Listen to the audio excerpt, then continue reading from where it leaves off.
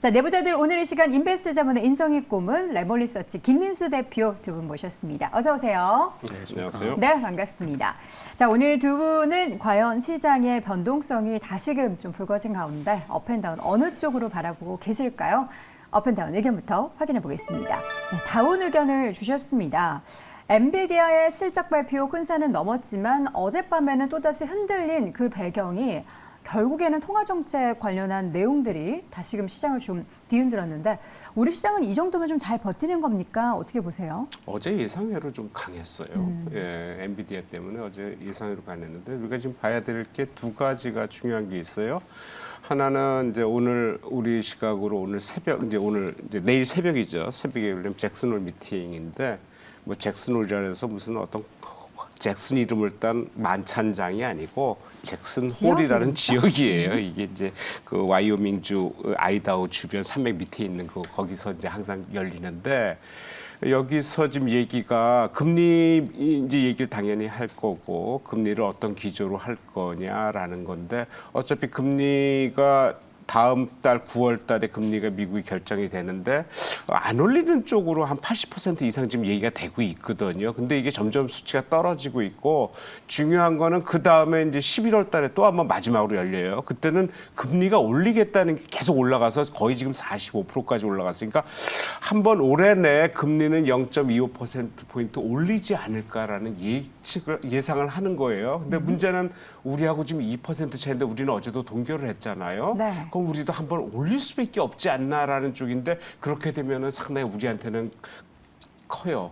왜냐하면 미국과의 금리 차이가 나면서 우리가 이제 그 외국의 자금이 빠져나갈 걱정인데 실제로 빠져나가지 않았단 말이에요. 그러니까 그건 상당히 다행인데 만약에 올렸을 때 우리나라의 내부 문제, 뭐 주택담보대출이라든지 대출 문제가 껴있기 때문에 상당히 문제가 크고 장은 거기에 따라서 올라가기가 좀 힘들지 않겠느냐라는 쪽이고 또 하나는 이제 엔비디아 문제예요. 엔비디아가 2분기 실적을 발표했는데 컨센서스보다 엄청나게 좋게 나왔어요. 더 좋은 것은 3분기 가이던스가 실질적으로 컨센서스보다 더 높을 수 있다라고 지금 예측을 해서 올해 그냥 연말까지 엔비디아는 실적은 계속 좋아질 것으로 예상을 하고 있거든요. 그래서 어제 장이 많이 올랐는데 실제적으로 엔비디아는 장 중에 3% 오르고 시장 외로 그러니까 애프터마켓에서 거의 7% 가까이 올랐단 말이에요. 근데 네. 실질적으로 그러니까 오늘 새벽에 뚜껑을 열어봤는데 장 중에 고점은 7% 가긴 했는데 시간이 지나면서 계속 빠지면서 거의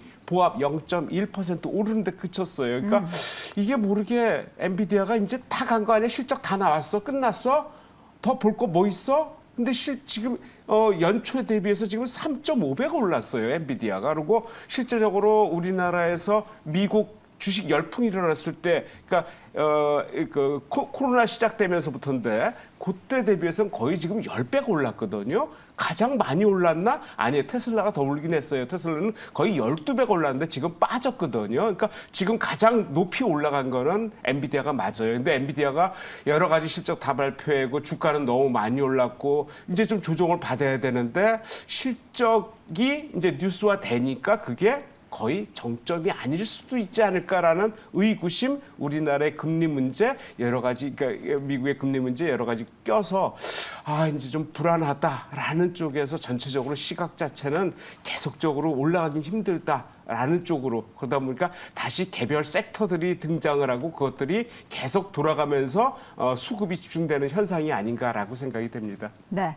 지금 시장 상황 속에서 뭐 여러 가지 시장의 특성을 확인해 볼 수는 있겠지만 그 시장 특성들이 전체 이제 매크로 변수에 너무나 좀 다르게 영향을 미쳐서 이거 갈피를 잡기가 너무 어려운 것 같은데 어제 다르고 오늘 다른 시장 속에서 다운 쪽으로 의견을 주신다면 오늘 잭슨홀 미팅, 그러니까 오늘 밤에 한 11시 5분 우리나라 시각으로 파월 의장의 발언 예정돼 있어요. 정확히 알죠? 너무나. 네. 현지 시각 오전 10시 5분이라고 합니다. 네, 뭐 좀 있어요? 달라 보이시는데요. 왜요? 네, 그런 네, 그런 것까지 다 체크하시는 것보다. 맞아요. 근데 말씀하신 거 정말 쓸데없는 거잖아요. 네. 뭔 얘기를 하든 우리가 무슨 상관이었나 싶어요, 사실. 저희가 좀 트라우마가 있지 않습니까? 네, 작년에 그때 나와서 S&P 500이 한 3.4% 쫙 빠지다 보니까. 너무 많이 빠졌죠. 그래서 이번엔 자꾸 그런 얘기 나오더라고요. 아니, 이번에 또 그런 일 벌어지면 어떡할 텐데 뭐 이렇게 약간 좀 맘텅 놓고 있느냐 이런 쪽의 뉘앙스가 나오다 보니까 빠진 거 외에는 별거 없습니다. 솔직히 거기서 나와서 염준 회장님 하실 얘기 뻔합니다. 기존에 나왔던 거 똑같이 녹음기로 틀으실 거고요. 그런 쪽에서 시장이 어떻게 해석하느냐의 문제인데 근데 중요한 거는 지금 나오고 있는 그러니까 그에 따라서 이제 춤추고 있는 이제 금리의 변화들 그리고 또 금리 수준이 10년물 기준으로 지금 다시 한번 4.3 직전 고점 가느냐 아니면 또 2년물은 5%대 진입하다 보니까 이런 불안감들이 같이 쌓이다 보니까 그 실적 좋다는 엔비디아마저도 그냥 던져버리고 마는 거죠. 네. 그러니까 거기에 휩쓸리느냐 아니면 다음을 보느냐 참 되게 갈팡질팡하는 상황들인데 네. 이런 쪽에서 그래도 챙겨야 될 건 그거 같습니다. 과연 성장이냐 아니냐 그리고 또 성장으로 인해서 그에 따른 모습들을 보여줄 수 있느냐 없느냐라는 쪽의 기준을 보게 되면 좋으니까 많이 올랐죠. 안 그랬으면 오르지도 않았습니다. 그쵸. 그렇기 때문에 그런 변화를 보시되 차익 매물을 어떻게 또 대응할 것이냐라고 네. 하는 부분을 봤을 때는 일단은 성장을 보겠다라는 입장 쪽으로 오늘은 다운이지만 또 내일은 오르려 가서 또 업이 될 수도 있습니다. 그러니까 너무 오늘은 다운이지만 내일은 오르리. 내일은 근데 주말이네요. 진행하시죠. 네, 알겠습니다. 자, 오늘 시장에서 보면요, 시총소 상위 종목 가운데도 좀 큰 폭으로 하락하는 종목들이 많습니다. 반도체주들도 그렇고요, 네이버도 하이퍼클럭의 성능에 대한 우려로 하락세 보이고 있는 가운데 오늘 반면 엔터 쪽의 움직임이 괜찮습니다. 엔터, YG, SM도 그렇고요. 오늘 SBS 같은 경우에는 SBS 컨텐츠허브 자회사를 완전 자회사로 편입을 추진한다라는 소식, 100% 지분을 산다라는 소식과 함께 주가가 모두 오름세를 보이고 있고 음식료 업종도 강세를 보이고 있는데요. 그 안에서 보면은 오염수 방류 관련해서 해산물 안 먹고 대신 육개 먹겠다 이런 것도 있고 인도에서 설탕 수출에 대한 제한도 나타나고 있는 가운데 다양한 관련한 모멘텀이 집중되고 있는 음식료 업종 강세를 보이고 있습니다. 지금 시점에서 우리는 음식료 섹터에 대한 투자를 어떻게 바라봐야 될지 두 분의 의견 확인해 보시죠. OX팬 말 들어주세요. 자, 두 분 모두 O 의견으로 주셨습니다. 일단은 지금 설탕, 사실 얼마 전에도 설탕 가격, 원당 가격에 대한 우려가 좀 있었는데 다시금 인도가 수출을 제한한다. 그럼 가격에 대한 부담감을 지금 좀 안아야 되는 시점일까요? 지금 설탕 가격이 조금 떨어지긴 했어요. 그 뉴욕 거래소에서 선물거래소 거래되는 게 연초에 지난달 말에 18달러에서 27달러까지 5월까지 40%가 올랐거든요. 그러다가 최근에 24달러까지 조금 조정을 받았는데 문제는 인도가 그 기후 문제로 문제가 되니까 이제 설탕 수출을 제한하겠다. 그리고 중국 실제적으로 설탕을 가장 많이 이용하는 건 중국이에요. 중국이 전 세계 설탕 수요의 거의 80%를 하고 우리나라에서도 중국으로 거꾸로 수출을 하는 쪽이에요. 그러니까 이 중국이 수입을 많이 하는 나라인데 중국의 수요가 늘어나는데 인도는 그만두겠다. 그러니까 아무래도 설탕 가격이 오를 수밖에 없고 거의 관련된 그러니까 종목들이 지금 들썩이긴 하는데 이게 이제 설탕뿐만 아니라 이제 기후 문제 관련해 가지고 식량까지 이제 향후에는 문제가 기존에도 문제가 됐었고 향후에도 문제가 될 거거든요. 그래서 그런 이제 식량 전쟁과 자원 전쟁이라 그래야지 이제 먹는 것부터 반도체를 만들어가는 필수 요소 중국 미국에서 IRA를 하면서 중국의 무슨 원료를 갖다가 차단하고 여러 가지 문제들 그러니까 그런 전쟁 그러니까 보이지 않는 전쟁 실제적으로 우크라이나 러시아 전쟁이 아니라 보이지 않는 전쟁이 과거에도 있었는데 앞으로도 더 심해질 것 같다라는 얘기. 근데 지금 중국과 미국과의 관계는 극에 달았기 때문에 이제 해소 쪽으로 좀 보고 있는데 어차피 해소된다 그래도 중국의 리오프닝이 같이 원활하지 않기 때문에 세계 경제가 원활하게 돌아갈 수 있겠냐 여러 가지 문제인데 어차피 지금 설탕 관련해 가지고는 그런 쪽의 관련주들이 후쿠시마 관련해 가지고 이제 먹는 쪽으로 해서 이제 문제가 같이 되지 않았나 이렇게 보고 있어요. 네, 음식료. 지금 사실 다양한 뉴스 말고도 음식료 업종에 대한 매력도는 사실 계속 부각이 되고 있잖아요. 라면도 그렇고 최근에 빙그레도 그렇고. 그리고 건과 그러니까 껌이나 사탕, 초콜릿 이런 거 잘 팔린다고 롯데 웰푸드도 최근에 반등을 하고 있고요. 관심 좀 많이 갖고 계신가요? 네, 먹을 거인데 관심이 많죠. 어떤 거요? 제일 관심 많은 먹거리는? 라면이죠. 라면. 네, 라면 먹고 싶네요. 네, 그게 이제 지금 물론 이제 농심이나 삼양식품을 통해서 실적이 확인이 됐는데 여기서 이제 안을 수 있는 투자 아이디어는 그거 같습니다. 저희가 알고 있는 이제 가격은 계속 올려놨는데 원자재 가격들이 떨어지는 현상들이 나오다 보니까 그에 따라서 어떤 실적의 확대가 된다라고 하는 이 아이디어를 출발해서 그러면 일단 원가 관리가 좋아졌고 거기다가 큐 확대가 나오기 시작하는 것들. 그러니까 즉 내수 가지고 5천만은 적죠. 게다가 인구도 계속 줄고 있습니다. 네. 그러다 보니까 그거 말고 밖으로 나가야 된다. 안쪽에서 밖에서 성장에 대한 변화를 좀 이끌어내는. 그러니까 즉 수출 확대가 제대로 될 수 있는 종목들이 더 좋겠다라고 하게 되면 그래서 이제 라면 업체들이 움직인다라고 보여지고 있고 그런 네. 쪽에서 이제 지금부터 체크해야 될 것들은 그거 같습니다. 이제 어느 정도 영역을 확장해서 성과를 보여줄 수 있는 회사들이 나오느냐라는 부분들인데 의외로 뭐 풀무원 같은 경우도 생각보다 일본이나 미국 쪽에서 미국의 두부는 뭐 풀무원이 그 연두부인가요? 연두부, 네. 예. 순두부, 연두부, 그 차이가 뭐예요? 연두부와 순두부의 차이가 뭡니까? 연한두부와 순한두부.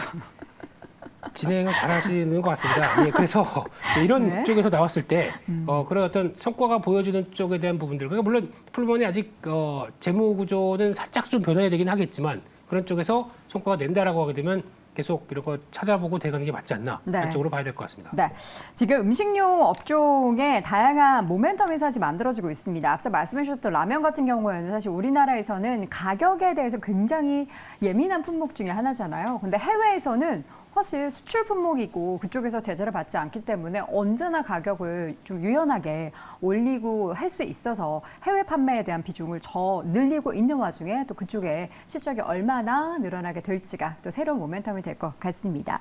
아우, 라면 얘기하니까 또 라면이 먹고 싶어지네요. 여러분들도 오늘 아침 안 드셨으면 아점으로 라면 한 그릇 그리고 밥을 꼭 말아서 드셔야 전문적인 라면 드시는 방법이라는 거 잊지 마시고요. 이어지는 종목은요. 어제 오후 4시였죠. 드디어 하이퍼글로벌 X가 공개가 됐습니다.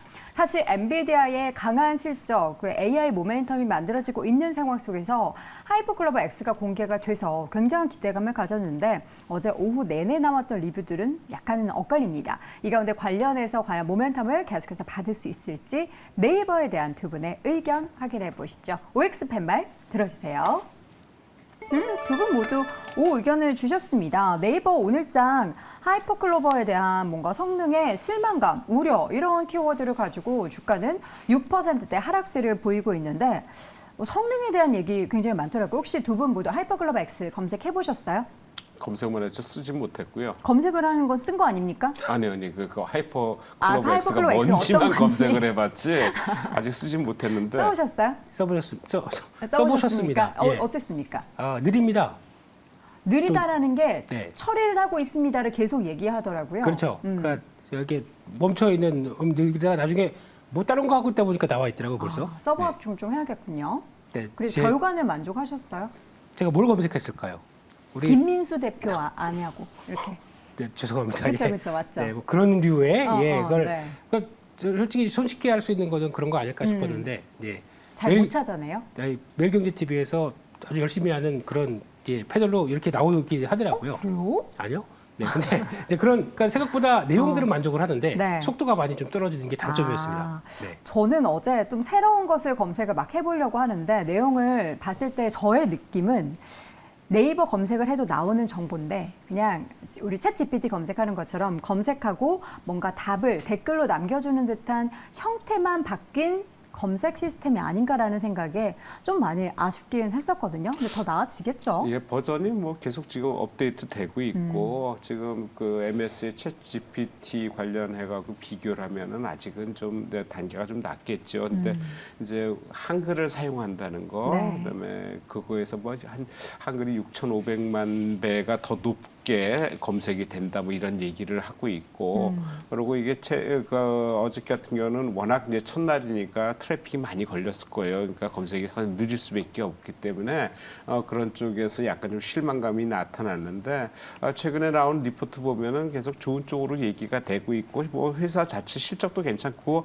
주가는 생각보다 이렇게 최근에 좀 조정을 좀 받았거든요. 그래서 어제 한 장중에 좀 많이 오른 것 아닌가 생각이 들고 오늘 빠졌는데 전체적으로 시각은 좀 오르는 쪽으로 봐도 되지 않나. 리포트들도 지금 목표가를 뭐 한 30만 원 전후반대로 잡고 있거든요. 그래서 현재 가격 대비해서 거의 한 30-40% 이상이기 때문에 한번 연말까지는 기대해 봐야 되겠다 생각했는데 이 회사가 특징적으로 지금 버전업을 하는데 일단은 뭐 개인용, 판매자용, 기업용 이렇게 나눠서 지금 그 이제 버전을 내놨어요. 그래서 거기에 맞춰 가지고 하는데 글쎄 이것이 무슨 의미가 있나라고 생각을 하긴 하는데 이제 써봐야 되겠죠. 그래서 그런 쪽에서 계속 버전업이 된다 그러면 그거에 좀 효율적으로 왜냐하면 챗GPT도 이제 3.5 버전이거든요. 계속 네. 올라왔단 말이에요. 근데 지금 클로버 X가 이제 시작 단계니까 그거와 비교하려면 시기는 좀 빠르게 움직이겠죠. 그래서 그런 쪽에서 좀 기대를 좀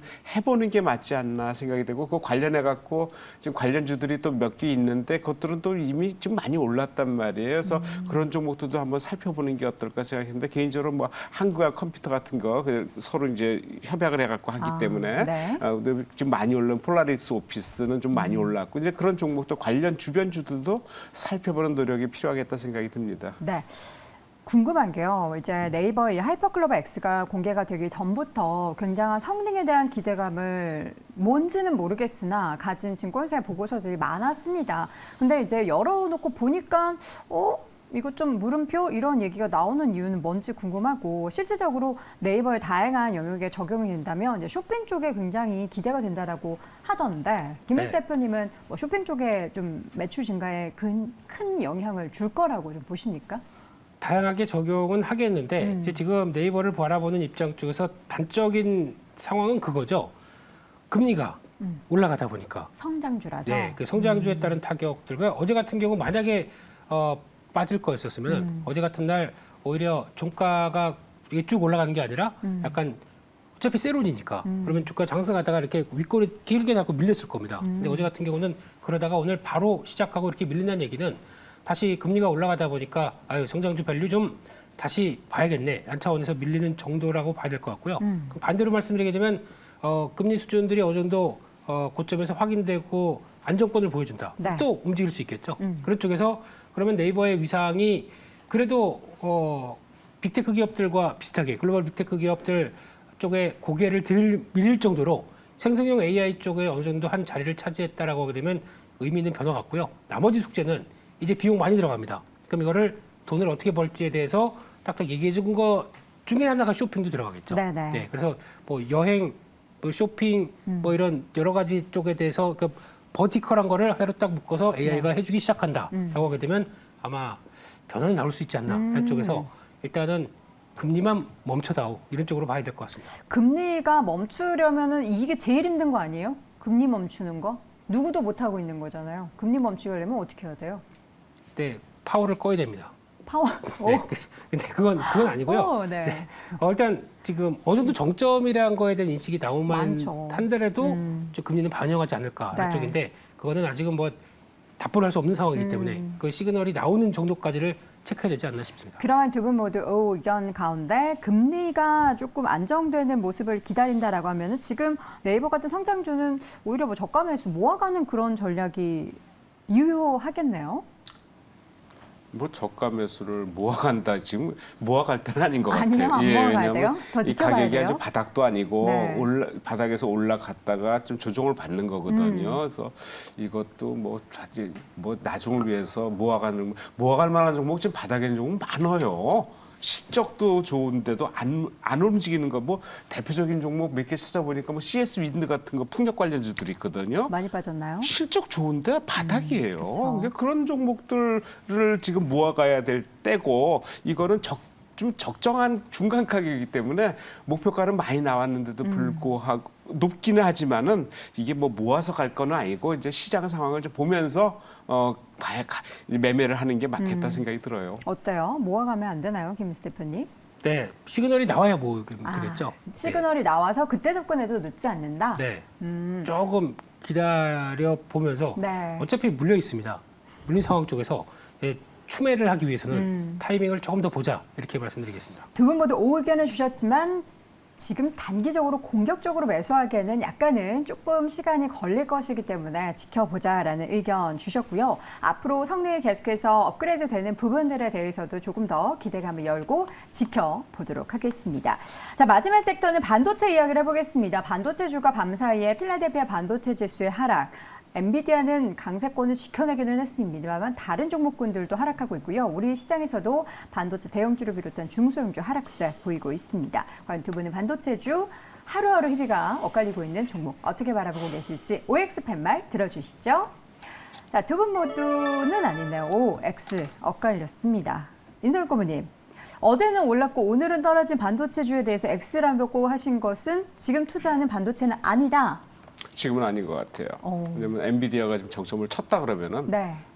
삼성전자 당연히 빠질 거고요.